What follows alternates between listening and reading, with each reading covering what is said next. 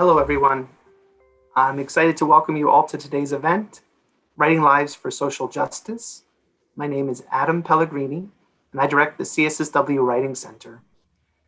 I helped to plan today's event together with CSSW Professor Chin Gao. I'll now pass it to CSSW Dean Melissa Begg. Thank you, Adam, and welcome everyone to this third installment of Columbia Social Work's Writing Live series, in which our own accomplished faculty take part in roundtable discussions about their experiences, challenges, and strategies as writers. I'm very grateful to Adam and Chin for having launched this idea and gotten this going. Today's discussion will focus in part on our speakers' experiences on writing and social justice. We recognize this event is situated during a time of continued loss and unrest due to the multiple pandemics, including COVID-19 and seemingly relentless travesties of racial injustice. Writing, as an essential part of social work across fields and methods, is as much a tool for advocacy as it is an element of social work practice to reflect on critically. We hope today's event inspires further reflection and conversations, as well as writing that contributes to change. I'm now going to introduce today's distinguished panelists and then invite each of them to make a few opening remarks. Dr. Rob Hartley is an assistant professor of social work. He's an applied microeconomist working in the fields of labor and public economics. His research addresses the role of social policy on the persistence of poverty and dependence, particularly through childhood exposure and labor market outcomes. Dr. Hartley has written about intergenerational patterns in welfare participation, as well as food insecurity. His research on work-based welfare, in-kind benefits, and childcare subsidies has direct application to the field of social work and the challenges faced by many families, especially today. Dr. Hartley is affiliated with the Center on Poverty and Social Policy, as well as the Columbia Population Research Center. He holds a bachelor's in industrial engineering from Georgia Institute of Technology, a Master of Divinity from Emmanuel School of Religion, and a PhD in economics from the University of Kentucky. Next is Dr. Oveta Williams. Last week, it was my great pleasure to announce her appointment as the inaugural executive director of the CSSW Action Lab for Social Justice, which has received formal designation as a center within the university. Dr. Williams is an adjunct associate professor of social work, as well as associate director of field education. She has dedicated much of her career to promoting an anti-racist agenda, tackling anti-Black racism and white supremacy culture in pursuit of racial equity. Dr. Williams co-authored the third edition of Learning to Teach, Teaching to Learn, a guide for social work field education, which is a standard in the field. She was central to developing our school's foundational course in PROP, Power, Racism, Oppression, and Privilege.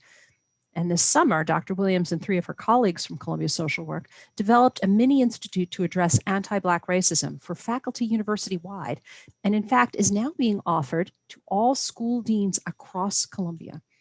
Dr. Williams received her bachelor's from Vassar College, her MSW from Columbia, and her doctorate from the CUNY-Silberman School of Social Work. Dr. Elwin Wu is professor of social work at Columbia. Dr. Wu takes a social justice approach to support those who are the object of social stigma. He's conducted groundbreaking research on intervention, on prevention that focuses on individuals whose behaviors place others at risk for health and psychosocial problems. His work frequently examines the nexus of drug abuse, partner violence, and HIV. He also empirically investigates factors and experiences that affect the professional trajectory of up-and-coming racial and ethnic minority researchers interested in applied social behavioral science in order to address and redress health disparities. Among his many roles at Columbia, Dr. Wu is a co-director of several important programs, including the Social Intervention Group, the Global Health Research Center of Central Asia, and the HIV Intervention Science Training Program for promising new investigators from underrepresented groups. Dr. Wu holds a bachelor's in biology from Case Western, his MSW from Columbia, and a PhD in molecular and cellular biology from Harvard. Everyone, please join me on camera. I'm so glad you are all here. And I'm going to invite each of you to say a few words to get us started. So starting with you, Dr. Hartley. All right. Thank you very much for the introduction, Dean Begg, and it is a pleasure and privilege to share this space with Drs. Williams and Wu. So by way of introduction, I just wanted to share a few, three of the ideas that have shaped my writing. And okay, so one is the idea of writing for a response. And part of this actually comes from my ministry background of thinking about the role of honestly preaching, thinking about how preaching doesn't just inform people, but points to action, points to change, points to response. And in our academic writing, I think it's the same. We're thinking about academic or advocacy writing, how our writing moves people to think differently or respond differently. And another thing that I pull from a mentor from the preaching tradition is to tell them what they need to hear, not what you need to say. And if there's any good takeaway is that there's always opportunities to cut things out of your writing. And those are often the things that I just feel this great burden that I need to tell someone, but it's not the thing that they're looking for. It's not the thing that's going to move them or really drive the narrative forward of what you're writing. And then the last idea, well, less of an idea, I'll say that I think I'm the person on this panel who is here to represent the perspective of I'm not sure why I'm here talking about writing, because I don't come to this thinking I'm such a great writer. I have had the privilege of co-authoring and working with great writers. And because of that, I have these voices in my head when I write of co-authors saying, what are you trying to say here? And encouraging me to just rethink, not just rewriting the sentence, but what is it I am trying to say? So I have all of these past voices that now I can kind of hear their critiques and comments in real time as I'm writing. I think we've all been there. Thank you, Rob. Dr. Williams, you're up next. Thank you so much, Dean Begg. Adam, thank you so much for inviting me. And Jingao and Dr. Hartley, Dr. Wu, so happy to be here with you all. And I think a little bit of what you said, Dr. Hartley, like, why am I here? But I'm so excited to be here. And I'm excited because I always actually thought of myself as a writer, but I took a very long hiatus. So back in high school, very quickly, I thought I was, and I was a creative writer. I was, head of the school newspaper, and loving English. I'm going to be a writer. I'm going to write a book. Like that was where I was back then. And my hiatus came when I entered college, and I went to a predominantly white institution, and everybody else was a writer. And I found myself struggling to keep up with or even be able to get acknowledgement from my English professors that I had had in high school. So that sort of literally, I think, was the moment that I put a halt to thinking about, being an author, because I was in a space where, as the, one of only Black students on campus, where those microaggressions in the classroom sort of, really impacted me at that point in time. But fast forward, it's only now that I'm sort of touching base again with that passion.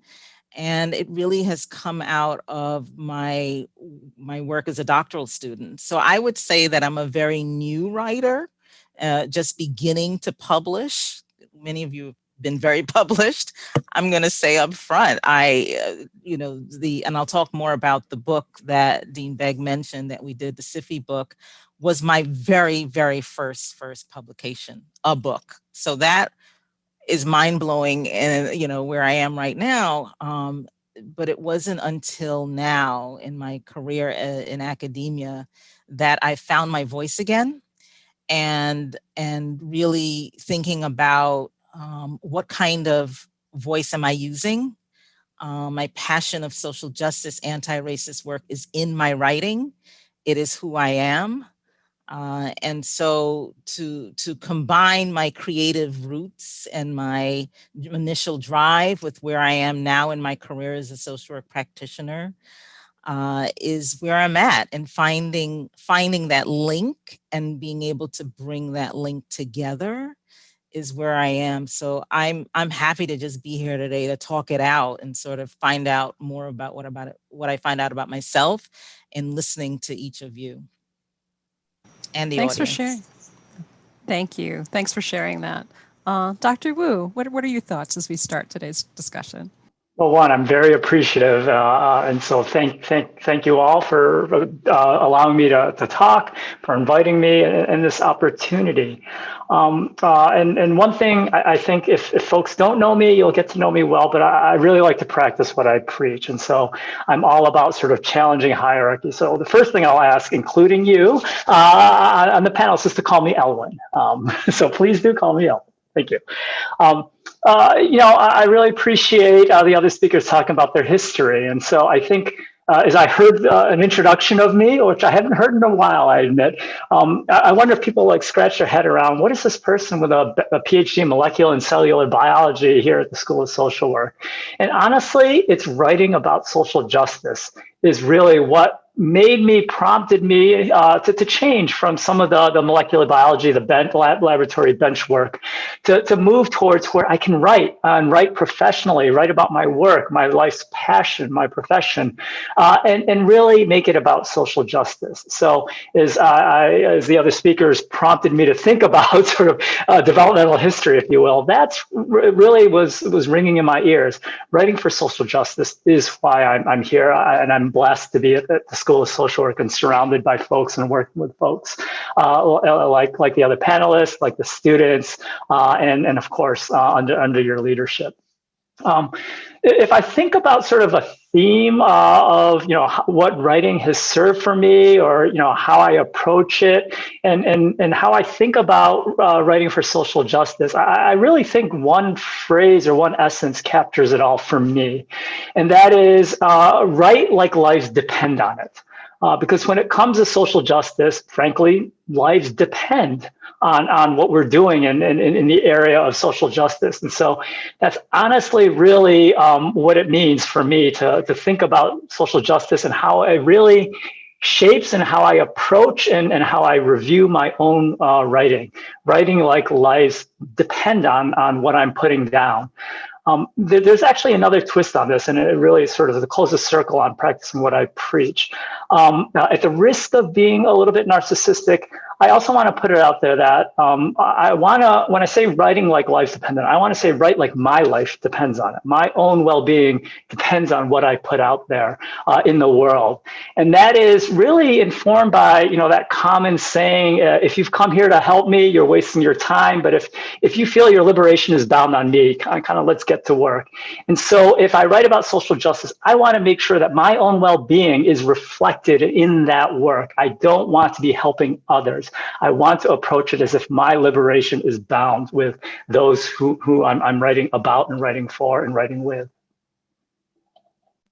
Thank you, Ellen. And thanks all of you for a great beginning. I'd like to start about talking about what you're writing right now. What are you currently working on, and how are you progressing during a kind of a complicated time? And I invite any of you to jump in to start.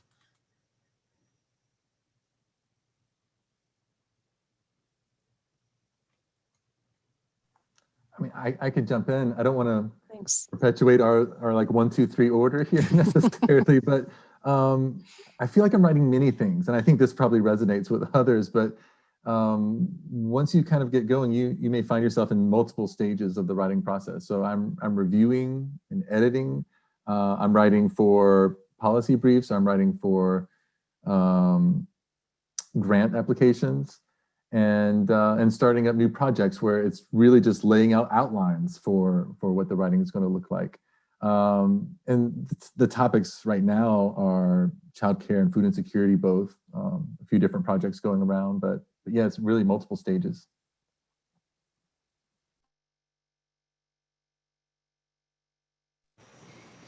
How about you, Elwin? What are you writing? Well, probably no surprise. I'm writing a lot about my research. I'm fortunate and again blessed that what I do for my professional life, and that's research and some teaching, is what I love to do. And so currently my research focuses a lot on couple of things. Marginalized or oppressed populations, particularly sexual and gender minorities, as well as racial ethnic minorities. Or what I love is the intersection or the co-occurrence from an intersectional lens around, say, sexual gender minority people of color. So a lot of it is around research around whether it's health, such as HIV and other sexually transmitted diseases, whether it's other issues like substance use, particularly things like violence and the multiple forms of violence sexual gender minority people of color experience. And then last but not least, sort of thinking a little bit more macro. It's more actually sociological and thinking about sort of things like COVID, not as a disease, but as a social phenomenon, and drawing parallels to, say, parallels and contrasting it to other socially sort of shaped phenomena like HIV. Thanks. Yeah. I keep, it's so interesting. In the last several months, the writing opportunities have literally exploded for me, whereas it wasn't, like, literally exploded. So now I have to keep everything in my journal, right, of what it is that I'm doing. And, it's a wonderful place to be, but it also raises anxiety about, like, time and how am I going to get all this done? So I just finished an article for the Encyclopedia on Social Work, Macro Encyclopedia on Social Work, on privilege. So what is privilege and defining privilege? And I did that with my colleague, Dr. Cheryl Franks, who's at John Jay. And then I just finished a more narrative article for a chapter in a book on the centrality of whiteness that actually Dr. Kenneth Hardy asked me to submit for a chapter on a book that he's doing right now. And so that process of writing that article about, like, how whiteness has been a part of my existence as a Black woman and what that is. So I went way back to, like, junior high school, all of them, and even now currently. And I'm working on another paper with a group of us, my colleagues, peers who were doing the doctoral program together. We presented at SWIR in January. Cindy Bautista Tamas, Jonathan Edwards, and Kanako Akudo, who's at Hunter. We presented and then got an email that said, would you write an article for this journal on what you presented? So these things are happening, and it's so funny because I didn't have quite a grasp of how people actually begin to write or get access to, but the invitations are there. So we're working on an article on our experiences of peer support as doctoral students of color in the various programs that we were in, working with my colleagues in the field department as women of color in field education. We're presenting at CSWE. Cindy Bautista Tamas and Erika Echeverria and I are presenting. And so we've been writing, and I'll talk a little bit more about process. We've been really meeting regularly and talking about our experiences of women of color in higher ed and field. And so, looking at publishing an article out of that. And then there's another collective that I've partnered with, People of Color Collective, really talking about the educational system and how racism shows up in the educational system. So there are all these projects, and I think central to everything that I'm doing right now is about race, racism, and racial justice. So it feels very much aligned to who I am, where I am, and what I'm doing, and I feel excited about it. And of course, they always say, write off your dissertation. Well, I got to get back to that and figure out how to write off of my dissertation. So I'm trying to also see how to fit that in and not lose the powerful work that I did as a doctoral student. No shortage of things, sounds like, all around. And I'm just wondering, I imagine that a lot of the folks who've tuned in today to listen to you all talk about your writing lives, that they face a number of challenges in their writing lives too. And you've just alluded to one of it with, there's just so much to do, and where do I start? But what do you find as challenges in yourself as a writer, And what kinds of strategies have you tried to apply to get past that? I often find when talking to other people who are trying to write that that's a question that comes up a lot. So I'll open that up again to the floor. Yeah, I guess I'll start. That's it, getting started. Getting started for me, like pen to paper, fingers to keyboard. I'm stuck. I feel like I'm stuck and I don't have an entry point. But once I get it going, it may be that there are prompts. I think that's very helpful for me. If I have a prompt, then I can start from there. I can do a quick outline. I could sort of, get into it from, give me a few questions and I can start from there. But to pull it out of my head, and just start typing is never going to work for me. Making time. Many of my colleagues that I talk to is like full-time job, career, family is when is that time? And I think, especially when I was writing my dissertation, one of my advisors said, take 10 minutes a day. Take 10 minutes a day and do something. Right. So that was really huge advice. And I listened to that. So if I had 10 minutes or 30 minutes or 3 hours, I took at least a minimum amount of time, because I found that once I left something and I left it for a week or two, I forgot, right? I wasn't in the flow. So 10 minutes, do something, do a literature review, do some kind of writing, write a paragraph, fix grammar and editing, something, so that you're staying in it. So I really try to do that. And another thing that's been really helpful for me is writing groups. I have been able to join with different colleagues, and there's several writing groups, and they all kind of function very differently. One writing group, we spend a lot of time with a prompt talking about our personal lived experiences, and then we write for 30 minutes. So we just process, talk, what's going on for you, and then we say, all right, set the timer, 20 minutes, we'll start writing. And that's been really a way that I found it's a time that we have on the calendar, and we can start from a place of checking in, processing, talking about our lived experiences, and then seeing what comes up from that, what germinates from that, and then put it on paper. And then what we do is we read out loud to each other what we've written. And it's just powerful. And it's like no coincidence, I think, that I'm doing that with a group of women of color. Love writing groups.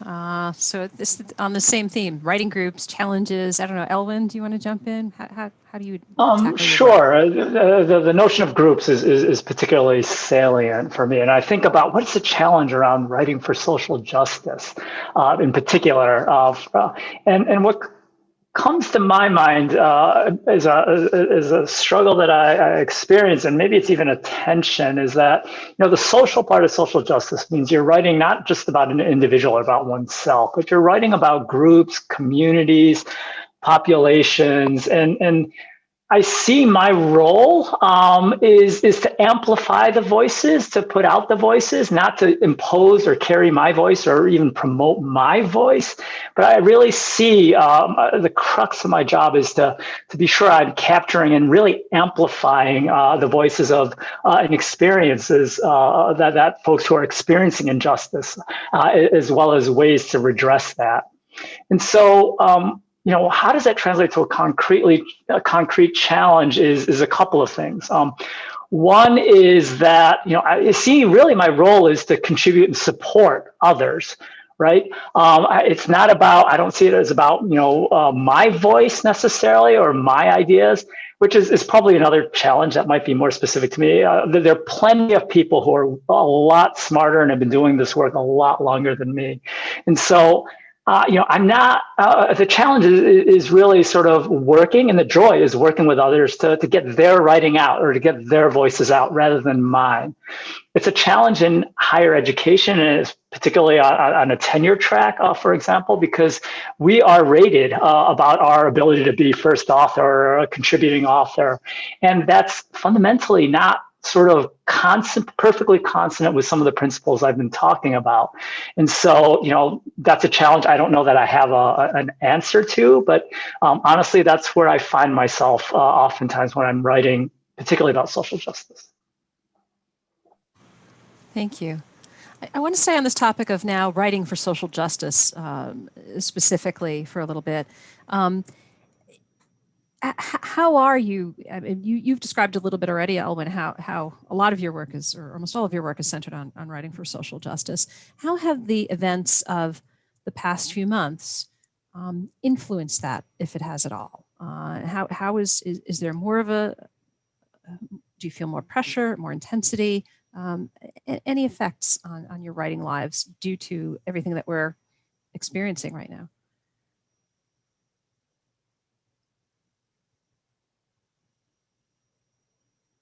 Feel free to jump in. I think definitely. I think, a lot of what I described about what I've been thinking about and writing about and talking about with my colleagues, as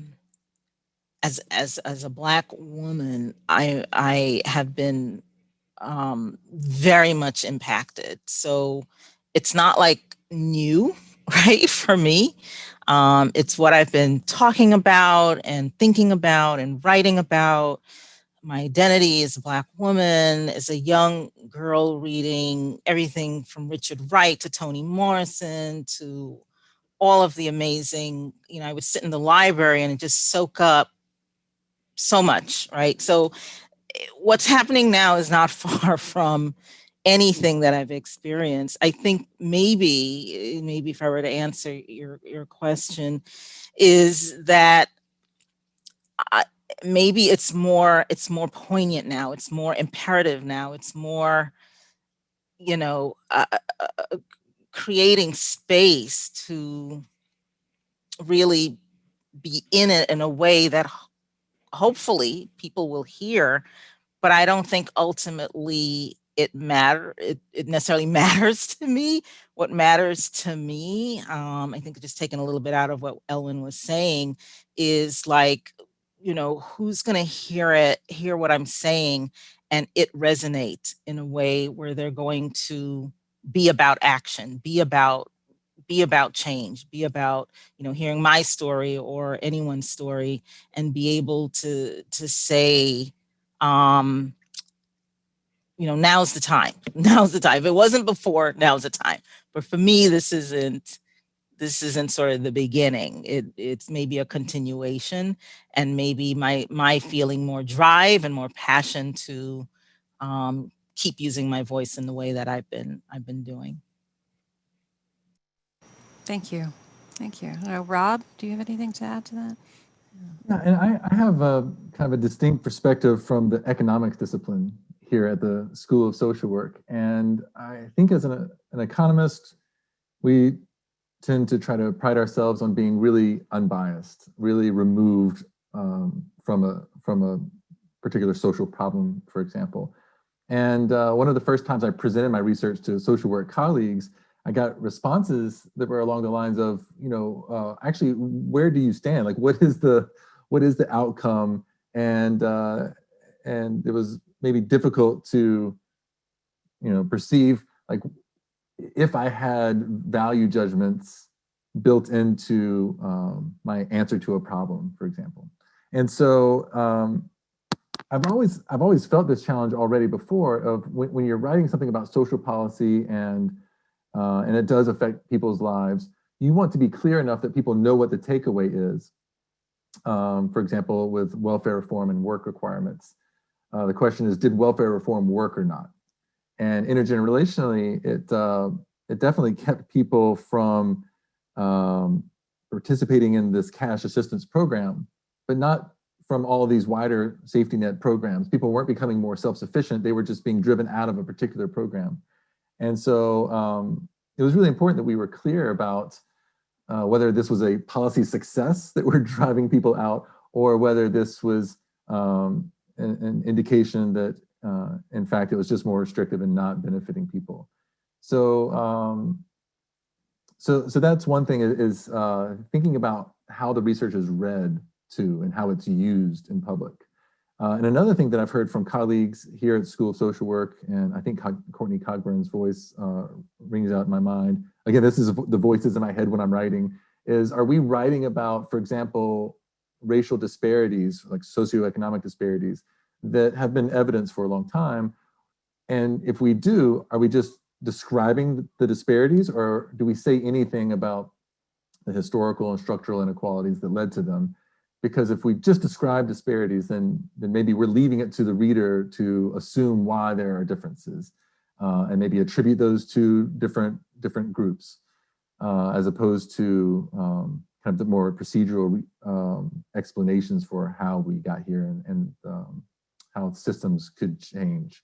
So that's a challenge that I still face, is how to bring those different voices. The economics discipline is not well known for being very diverse or paying great attention to historical context or other disciplines. So, so this is a challenge for me to try to read widely too in terms of what my influences are. You've just brought Courtney's voice in my head too. For heaven's sake, if you're going to analyze racism. So, Elwyn. I think maybe along that note that we ended up, I just want to say I'm a queer person of color, right? And so things like who grew up in formative years were in the 80s.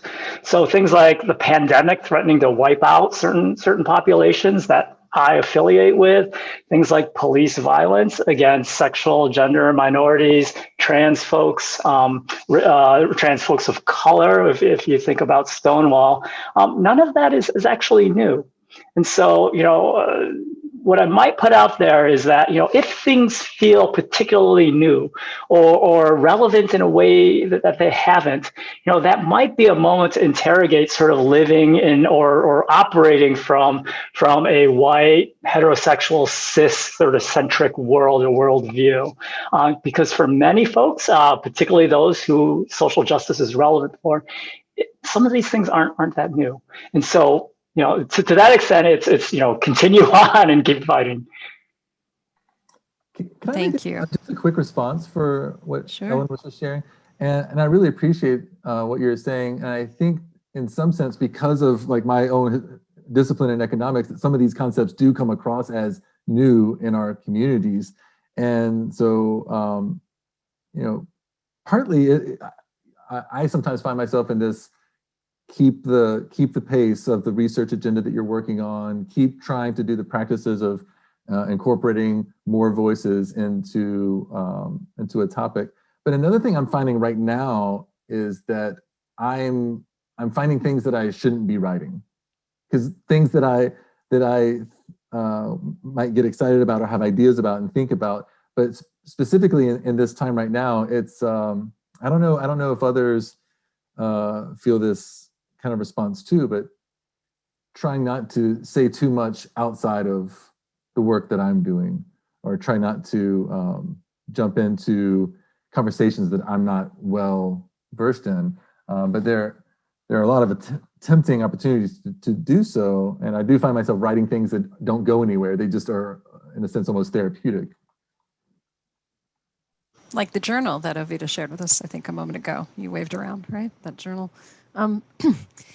You've all kind of touched on this notion of writing as a tool, as part of social work's efforts to affect positive social change. And I wondered if you wanted to build on that a little more, or if you wanted to speculate on ways in which writing and social work could reinforce barriers to change and that we should be alert to. So just wondering on that, how do we use this tool effectively to move things forward?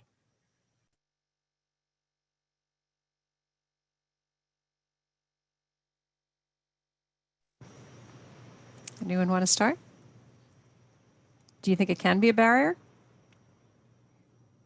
Yeah, I mean, as you all were talking, I was thinking our language, right? And the words that we use, and having more of a connection to how our language reinforces these systems of injustice and oppression and racism and sexism and transphobia and homophobia and all of it. Like, how does our language, so if we can, as we're writing, conscientiously think about what is another word that I can use so that I'm not perpetuating the same way of thinking about our discipline, communities that we serve, people that we interact with, systems within which we work, so, words like marginalized and under-resourced and at risk, all have very negative connotation and doesn't lead us to a place of first critically self-reflecting and thinking about our language and how it lands. When I was writing my dissertation, doing my research, that was really important for me to look at words like abuser and defendant, because I did work in intimate partner violence work. Those are all words that doesn't create a space for thinking about this person as a human being, right? The criminal justice system. Throughout, I wrote criminal legal system because justice isn't distributed the same for everyone, right? So I think I'll start with that, is that we can make a difference. It doesn't have to be a barrier, but it really starts with that self-awareness and critical self-reflection and speaking with our colleagues and finding out who's talking about this stuff, who's doing what is the language that I need to use? Rather than use under-resourced or marginalized, I Googled and I said, well, there's gotta be some other language. I couldn't invent it myself. And I found the word untapped, untapped, right? And, even that is limiting, but at least it spoke to me more that I'm talking about there are inherent strengths and resiliency and resources within communities, and we don't have to set it up as negative and nothing's there. My advisor, thank goodness, said to me, that's fine, but usually when people, white dominant culture, tap communities, they take stuff and leave, right? So we're just constantly pushing ourselves. So I'll stop there. I think social work and social justice both share that social root word. And so I think there's just this natural, almost perfect sort of positioning of social work. An example that I often like to draw upon, and it happens to also leverage some knowledge about molecular and cellular biology, but it's actually not, you don't need to know anything sophisticated to get the point that as a social worker I can put forth. And that is, think about like the HIV retrovirus, right? It's really a molecule, some ribonucleic acid, some proteins, some fats. There's no sensory system. There's no mind or brain. HIV is about as alive as this pen, right? So in other words, HIV, when it infects, there's nothing there to sense, well, what is this being's race? What is this being's sexual orientation? What is this being's criminal justice history, right? There's nothing bio or biophysical about HIV that can come anywhere close to explaining why Blacks and African Americans are, roughly 10 times more likely than white counterparts to be infected with HIV. Why 1 in 2 Black MSM are likely to become infected by HIV. There's nothing in the molecular biology that can explain that. And the only thing that's left is social phenomenon, right? And so that social phenomenon are the only thing that can explain these huge disparities we see in a health issue. And so social work in that example is a perfect, or that strikes me as a perfect, in my world, exemplar of why as a social worker, we can bring that perspective and say, look, things like HIV, COVID are not just purely medical and health issues, they're social issues. Thank you. My next question, and before I go on, I'm just going to invite folks who've joined us today to use the Q&A box to pose more questions if they would like. I have plenty more, but we'd love to hear from you as well. But just drilling down again, thinking about how you might approach writing about, for, or with people and communities whose experiences and positionalities you maybe don't share. And how do you approach that problem? You've touched on that a little bit, Oveta. All of you have to some extent. And what is important to keep top of mind in that scenario, do you think? I don't know if you want to build on what you said already, Oveta, or if somebody else wants to jump in. I mean, one way that I try to add to the voices that inform the way I'm writing is that I do have a history of friends and working with people who are still engaged in communities that I'm not immediately in contact with. So I have a friend who works with young mothers who are maybe unhoused or in between housing, starting up jobs. But also through volunteering and activism, I have shown up in March for the Poor People's Campaign. And part of being there that's important to me is lifting up their voices and really hearing their experiences, their perspectives, and not just on their life, but on policy, how it affects them, what they think it should be.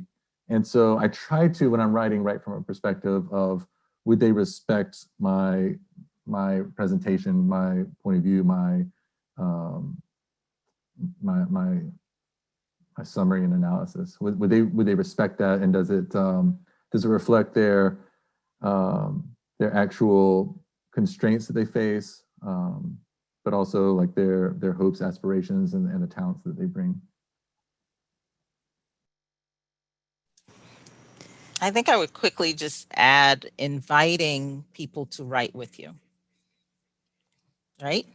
You know, to partner with, to, you know, it's one thing to, I think, you know, take what people have told you and put it in writing, and another thing to partner with and say, you know what, this is your voice, write this together, support you in writing this first author stuff that we talk about. That's truly, I think, what it means to be thinking about this through a justice-based lens, is partnering and collaborating, and not just, I'm going to write what you told me. You know, I just have to say very quickly, my niece, who's 16, high school student, is doing a writing project on Black girls in schools and how they experience racism and all of that. She's a young Black woman, and she said to me, my niece and nephews call me Tita. Tita, would you be an advisor on this with me and my group?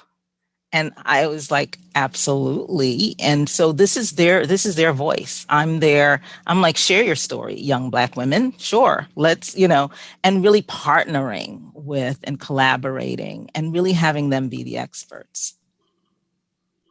A lot of my research and thus things that I work on are people who differ from me, right? I've published a lot and do research with Black men who have sex with men. I'm obviously not Black, and I don't identify as Black. I'm doing some more recent work with trans and gender nonconforming folks. As a cisgender, as a cis man, I don't have that identity. And so for me, I often just, one, put it on the table. That's the most important thing, is to put it on the table, whether it's a positionality statement or, you know, making it part of the work. You know, talk to me. What do you anticipate me being able to relate to? What do you anticipate me not being able to relate to? And really leveraging that as the entry point for how can we get information out so that the larger population, whether they share identities or whether they have different identities, it strikes me as a potential mechanism to make it more useful for all. There's also a flip side opportunity, and I think is worth saying, or I feel compelled to say, and that is really leaning into sort of who you are and how you might be similar, how you might be different. Also opens up the conversation of, not treating others as one homogenous group, right?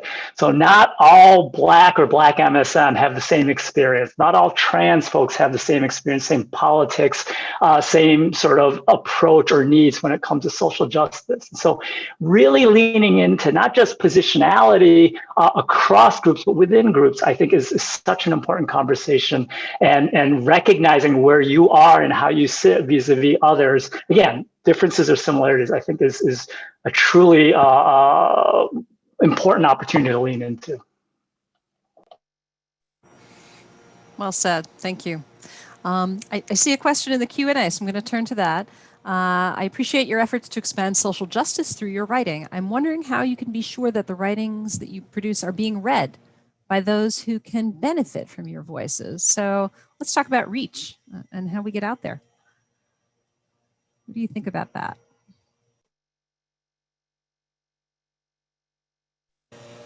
Who do you think is reading your work? And how do you make sure it's reaching where you want to go? I could just say that I think that the reach that I have been able to have is mostly driven by luck, maybe. But one aspect of it is that before coming to the School of Social Work here at Columbia, I hadn't had any grant writing experience. But what I've found is that when you are applying for grants and doing research related to grants, you're doing something that someone has already expressed an interest in. They've put out money and showed their interest, and they will have an interest also in spreading the results of that research. And so that's one way that I've found that my research has a real connection to some audience. I'm not sure so much how I do that on my own. It's mostly come through these relationships with organizations. But I assume that you could also take your research and reach out to organizations who are doing similar work, even if they're not funders. That's one way I've come about it.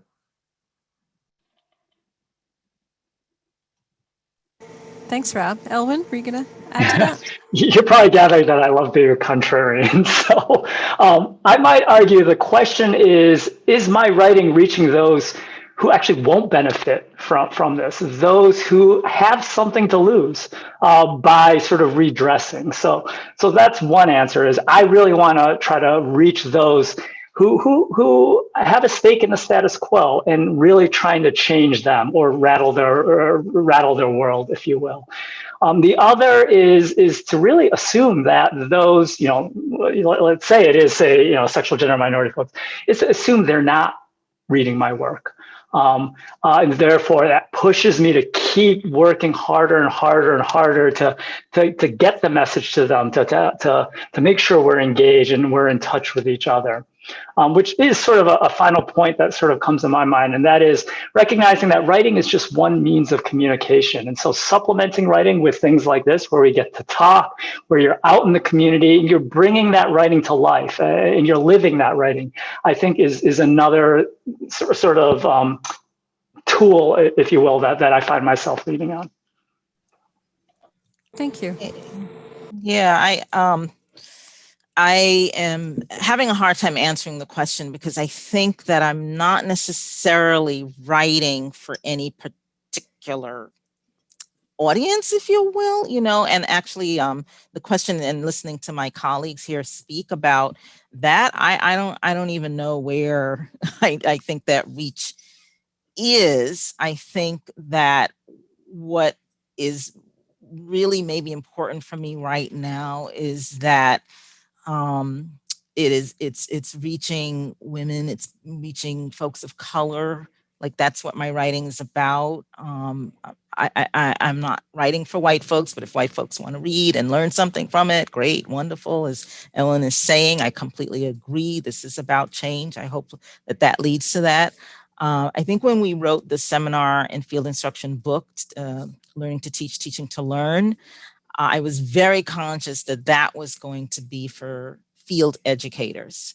I was very conscious that I wanted this to reach field educators across the country, across the world, to really think about how they are showing up for social work students as supervisors, having a deeper analysis of justice and And really that was very paramount for me. So as I was writing that with my colleagues, that was very central.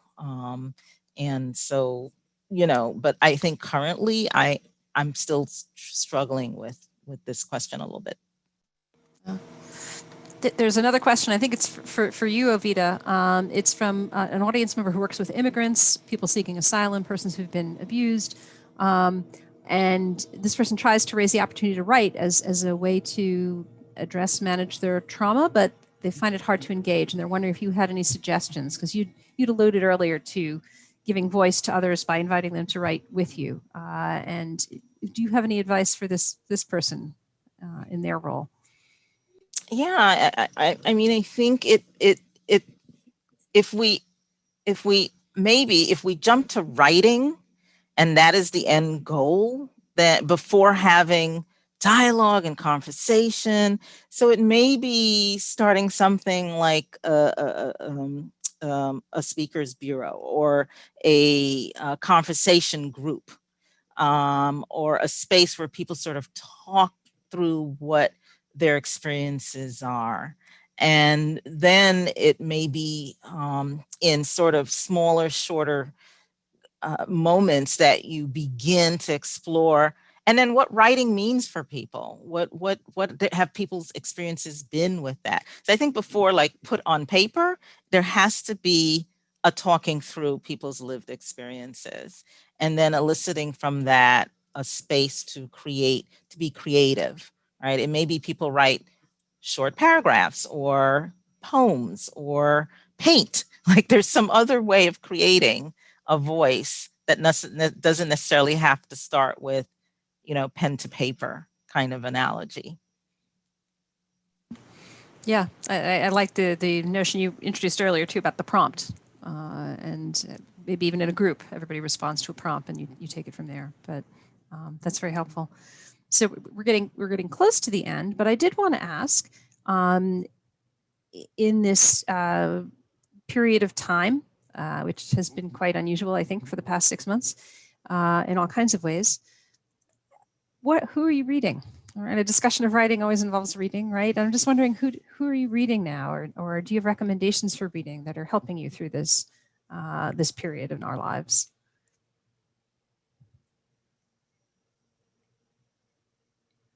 Any favorites? Research, fiction? I think it's like, who has time to read? But so I did get 2 books this summer. The Turner House by Angela Flourney. I have not actually gotten into it yet. And The Vanishing Half. Because I, just this summer. So those are 2 that I want to, novels. Like, I want to get back to reading more novels and less academic work. But with teaching and being fully immersed in what we're doing in our work and our teaching, I'm reading a lot of articles, but I do want to get back. So those are 2 that I have pulled that I want to get to. I don't know. I think for me, my reading, I have a similar reaction to Ovita. Well, who has time? But then for recharging, the last book I read was, I think it was called Packing for Mars. And it's one of these, like, the absurdity of like mundane things. It's not unlike the design of everyday objects. But this was like along the lines of looking at NASA and how they have to deal with absurdities of things like, if you want to put a flag on the moon, how do you make it look like it's, waving when there's no air, there's no gravity, right? In fact, even things like a flagpole doesn't fit in the rocket ship that went to the moon. So how did NASA kind of overcome some of these really mundane types of things that we take for granted? And so I love things that sort of challenge. I love reading about things that challenge things we take for granted. Rob, you have any thoughts on this one? I resonated with the idea of the kind of the absurdity. I kind of like something that is just going to push me out of where I am now and is interesting. And sometimes I just like writing that is kind of densely poetic. I was thinking back about like writing influences before and thought of Annie Dillard, who has a book, The Writing Life, but also this other book called Wholly the Firm. And this is it's a very small but dense, emotional, poetic type book. I don't know, it's such a contrast to, in a way, to writing of economics. But there's always an art to communicating and an art to putting together something that's meaningful. And so I like that contrast of reading something like that. Right now, this is how you lose the time war, which made me think of Elwyn's book about Mars. But it's time traveling, dimension crossing love story about two enemies of war, basically. Thank you for that. Good. So as we wrap up, any last thoughts or tips you want to share with those who joined us today? Well wishes. I'll start with you, Rob. We'll go across the way we introduced you. Yes, great well wishes to you and your writing. I just, for anyone identifying as not good at writing or struggles at writing, I think that's something that everyone feels at some point when they sit down to, I'm motioning to keys, not to like writing, but one of the things I try to lean back on is I want some kernel of something important that someone could quote. Like what would someone say about my writing? That's kind of the end result. But then I go to, how do I get there in terms of outline, and then just start writing fast? Because when you're just writing, it's not perfect, it's not great, it's not quotable, but just write fast is my thing, so that I don't go so slowly. And then you'll have time to craft, come back to it, and really work with it. Thank you. Ovida? Yeah, thank you. I think I would say, for those of you who've put writing down, pick up where you left off. There isn't one way. There isn't the academic way. There isn't the creative way. There isn't the whatever way. It's your way and your intentions and your voice. And don't let anyone tell you otherwise. So whatever that looks like, pick it up again, go for it, do it, and then find your people, find your community. I think writing together with folks who you can connect with is just a beautiful thing. So I'll say that. Thank you. Beautiful. Elwyn, you get the last word on this. Oh, yikes. So I would say sort of two streams, at the risk of sounding like a sports fan. One is write offensively, and that is be proactive, be activist and action oriented. And then, as I alluded to earlier, write offensively, be offensive to those in power and those who benefit from the status quo. Really try to shape their world again. At the same time, write defensively, particularly as social workers. We write about some difficult things. So for example, if I'm writing about childhood sexual abuse among sexual minority folks, just know someone might want to come along and say, well, this is, experiencing childhood sexual abuse. That's why, this person is gay. Or if I'm writing about partner violence in same-sex communities, be wary that, you don't want folks to say, look, these are unhealthy, these same-sex relationships are unhealthy relationships. And so there is a need, particularly social workers, to write defensively as well and try to head off some potential misuse or not great use of your work. And probably related to both is just be willing to come under fire. In fact, if you are under fire, you're probably doing your job well as a social justice writer. So embrace the turmoil. This is great. Thank you all. I mean, there's so many great takeaways from this discussion. I mean, just starting at the beginning, writing for social justice, write for a response, that you can be a writer on hiatus and become a writer again, that you should write like lives depend on it. And Ovida's there saying, keep writing. I think all those are terrific takeaways. And I thank you all for being part of today's panel. I thank everybody for joining us. It was really great. Have a good afternoon. Thank you. Thank you.